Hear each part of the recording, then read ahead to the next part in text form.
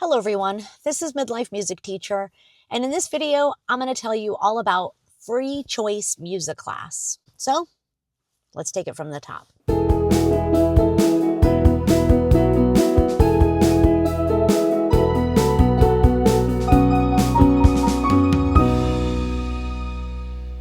Many people would tell you that if your class is well managed, then you don't need a classroom management system. And while I do believe that's true, I do believe that if I took my classroom management system away from what I do, it probably wouldn't take away from how my classroom is structured and how students participate and behave in my class.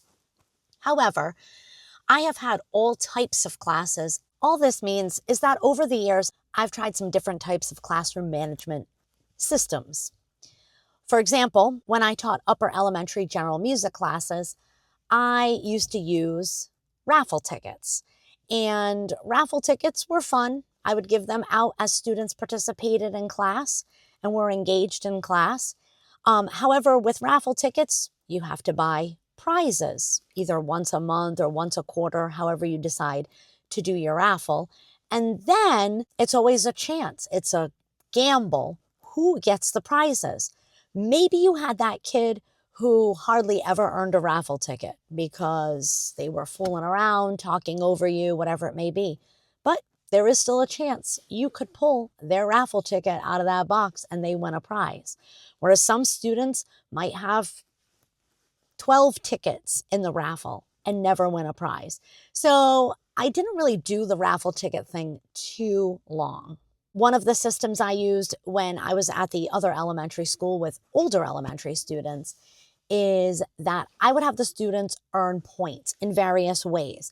So they could do homework assignments. They could get through portions of the lesson without disruption or interruption. Everybody in the class would have their recorder. They'd get points for playing recorder songs, stuff like that.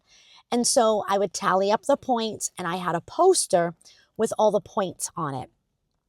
And at the end of the school year, the class from each grade level that had the most points would win what I called a points party. And basically, it was just an extra music class where we'd have a dance party. I'd let them write all over my board. I would set up karaoke, stuff like that. And it was an extra prep period at the end of the school year for classroom teachers. So that gave classroom teachers incentive too. For my middle school students, I used to also do a points type of thing for them. And I would just set up my lesson on the board, and every part of the lesson that we got through, they could earn so many points. If there were disruptions during those portions of the lessons, I would subtract points.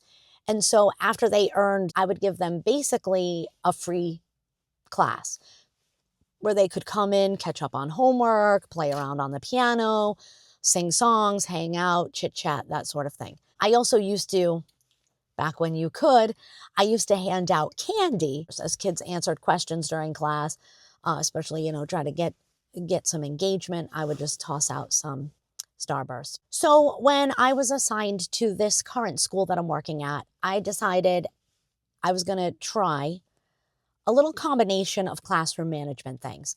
One of the things I use is called a blur alert. This just helps kids to stay on task. So if there's too much talking or they're playing their instruments when they're not supposed to, if there's too much disruption, then I will take a face down. After I give the blur alert, they have an opportunity to fix it and we can move on with the lesson. If they don't fix it, I start taking faces down. Then what happens is at the end of the class, if they have all 5 faces on the board, then I move their clip up on the grand behavior chart. This chart is a piano. Each classroom has a clip. So if they have 5 faces on the board, their clip moves up 2 keys. 4 faces on the board, their clip moves up 1. 3 faces on the board, their clip is frozen in place. 2 faces on the board, their clip goes backwards. 1 face on the board, they go backwards 2.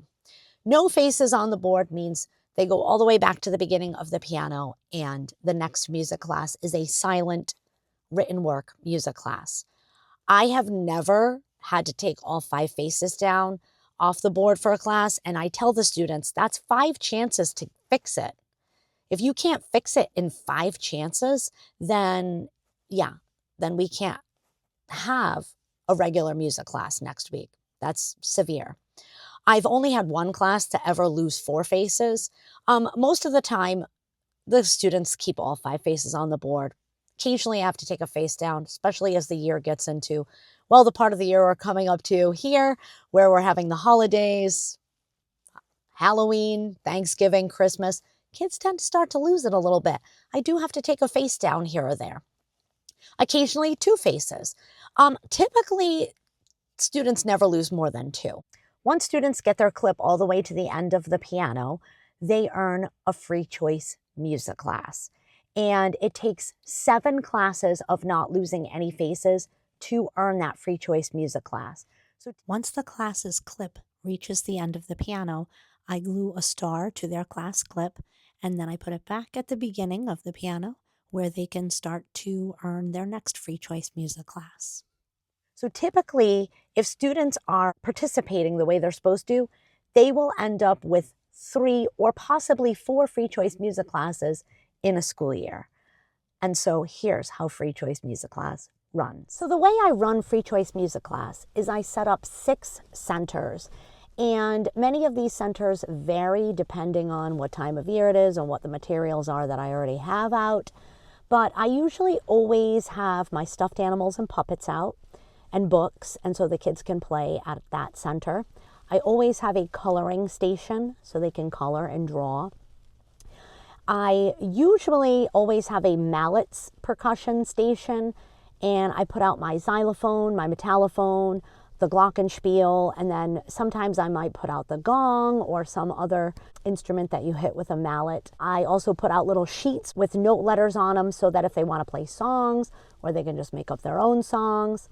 I usually put some unpitched percussion out, whether that be different types of drums or auxiliary percussion. I put out the floor toms and the sound shapes. Sometimes I'll put out like bongos and Congo drums. Sometimes I'll put out, I have a bin with like lollipop drums and korikos and cage bells and rain sticks, stuff like that. So that varies. And then I usually have a center with my floor keyboard and little battery-powered keyboards. I call that the keyboard center. And sometimes I'll throw a gathering drum in there, or I do have an electronic drum kit that sometimes I'll put out there. And then my last station is usually some kind of game. This time around I put the music bowling out, but sometimes I put the scarves and hula hoops and bean bags out. Sometimes I'll put some other kind of music game out. But that's like a little game center. So that center changes every single time we have free choice music class. I give them 6 minutes to play at the station, and when the timer goes off, they have to clean up and stop their sounds, and then I say switch. Free choice just means that they can freely go to whatever centers they would like to do. They are free to play as they would like to within parameters. They have to make great choices, use instruments wisely, and show respect to others by sharing and taking turns. And they're free to go to the centers with whoever they want to. They are allowed to go to a center more than once, just as long as they went somewhere different in between. And those are my rules for free choice music class.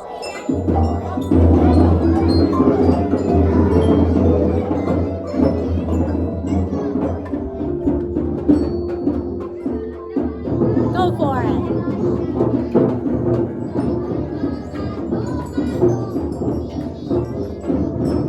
It can be very loud. It can be very overstimulating. I do have students with sensory issues who do bring their noise-canceling headphones. I do have a pair of noise-canceling headphones in my classroom if a student should need them. Myself personally, when I do have days where I have a lot of free choice music classes, it can be overstimulating. I do have to do a little bit of disassociating in order to handle that. So today was one of those rare days where I gave a free choice music class to every single one of my classes today. This is the aftermath of having 6 periods of free choice music. I will say that it wasn't too bad, but that doesn't happen very often where I actually have free choice music classes all day long. They kind of space out a little bit more as the year goes on, where I will have some classes have a free choice where others don't. But usually I don't have them all have free choice for the whole day because that's a long day and it can be quite noisy and the kids are having fun, but it is a lot. I'm glad I saved some of my birthday chocolate bar because I need some of this after that.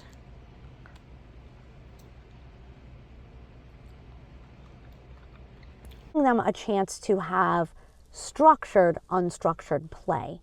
And kids will make up songs or they'll figure out how to play songs. Oh, Mrs. G, come listen to me play this song. So they're being creative.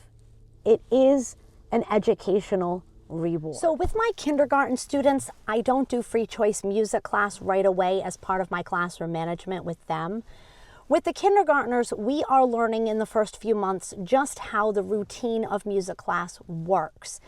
And so once we've gotten to our 5 voices lesson, which usually happens sometime in November, and we learn about the 5 voices: speaking, singing, whisper, calling, and inner voice. After we've talked about the 5 voices, I explained to them that blurts are when you're supposed to have an inner voice, but you're using one of the other voices. And so once they've learned about inner voice and all the other voices, I start showing them how the blurt alert works. And once they've learned how the blurt alert works, then after winter vacation, I will give them a centers class. It might not be a free choice centers, but I give them a chance to explore different centers in the music room. And then I tell them that the next time we have centers, it will be because they earned them. And then I'll put their clips on the grand behavior chart and they can start moving their clips once they've had those experiences of learning about the 5 voices, of having a centers class, and then they earn them from there. So that is how I use my classroom management grand behavior and blurt alert system. That is, again, not for everyone. When you have those free choice music classes, it can be overstimulating. It can be a little bit overwhelming, but the students have that opportunity to earn something and they have an opportunity to be creative in a free sort of way in the music room when they earn those free choice music classes. So with that, we will end on a high note. If you like this video, please give it a thumbs up. And don't forget to subscribe to my channel. Thank you so much for watching. See you next time. Bye.